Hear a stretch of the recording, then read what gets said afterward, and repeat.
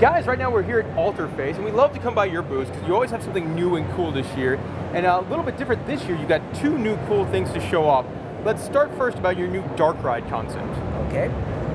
Well, I mean, we introduced that in Berlin 1 month ago, but we are introducing now for the US the first non-linear dark ride, which we call the Erratic Ride, which is basically, well, what you used to know as a dark ride, but simply instead of going from A, B, C, D, you know, like a regular ride, well, you don't know where actually the system will lead you, which is a new approach to having fun, I believe. Now, I like this for a couple of reasons. One, it's going to fit into a rather small space, right? Yeah, absolutely. And two, it's a different ride every time. Yeah. Yeah, I mean, basically the idea is to make something very compact, because of the fact that it's non-linear, you can really optimize the space the way you want. So basically our system here makes 500 persons per hour in 5,000 square feet, which is something which is difficult to achieve with a regular ride. And B, you make sure that people can come over and over and over again and they'll have a different experience. Even people in different cars will have different experience, which is the kind of stuff we were looking after. And we're under the impression one is coming. And the first one is coming to Belgium. We're from Belgium. We succeed in finally convincing our neighbor to take one. Not that they were not really, they didn't believe in the product, but I mean, it's always like that. And the first one is coming in February 2019 in Belgium. And I believe we'll have a couple of others in the Asian part of the world. That's a tease. That is a tease. That sounds like a tease. Very cool. So that's an interesting idea. And then we also have the Wander product, which is something interesting. Juan's at the ready. Alakazam! He's much better as Juan than I am. He must be a witch. Yeah, I'm pretty good. I didn't do so well this game, but no. So the Wander product's really interesting in that it's something that you could use in a variety of different ways, wherever really you kind of want in a park. You could put it all in one spot. You could spread it around an entire park. Tell us about the technology and what you could do with this. We used it today to make an alcoholic beverage, I feel like. Absolutely. Now the idea here, again, the objective is to be more visitor-centric. So interactivity is about, you know, doing something with a screen.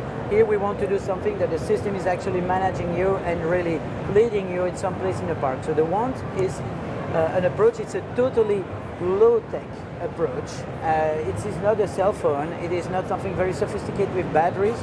And actually, you can use it to activate animatronics. You can use to really wave in front of a screen and do some kind of capturing some elements like apples or, you know, bats, blood or juice, whatever.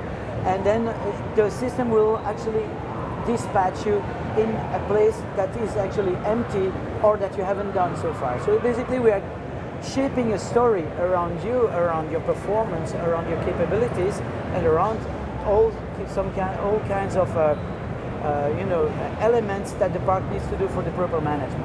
I was to say, that was pretty awesome. We went. Three of us were in the same room together. We had different plot lines to come to the same conclusion. Absolutely, that's the idea. And basically, you were all recorded in your performance, so we know how good you did. So no cheating here. I mean, and we know who you are because our system is actually linking it, in this case, with your badge. So we can send a little teasing emailer to say, oh, you did better than your colleague, and if you want, we have a proof of that. So in this kind of stuff, we can really create a bond that is extending beyond the experience. Well, first, I'm not looking forward to that email. No. Second, I did better than you. Yeah, you did. Second, I love the idea of something like this in a season pass friendly market, where you can up the gameplay as things go on and do different things and send reminders and stuff like that. Absolutely. That's the idea. The idea is really to have a big database that is running this. You can season pass it, you can fast pass it if you want. You can also make it more like contextual, sorry, like a birthday party. I mean, today's my birthday. There is a special present for you. So you get a VIP treatment, and your season pass will give you a special VIP treatment for all the attraction of that day. So I mean, you can really create an experience, you can tailor an experience around the people, and you can really better manage them. And then also you have different ideas where, like, if you set the high score for the day, you might be able to get, you know, front of the line on the ride or get a prize or something like that.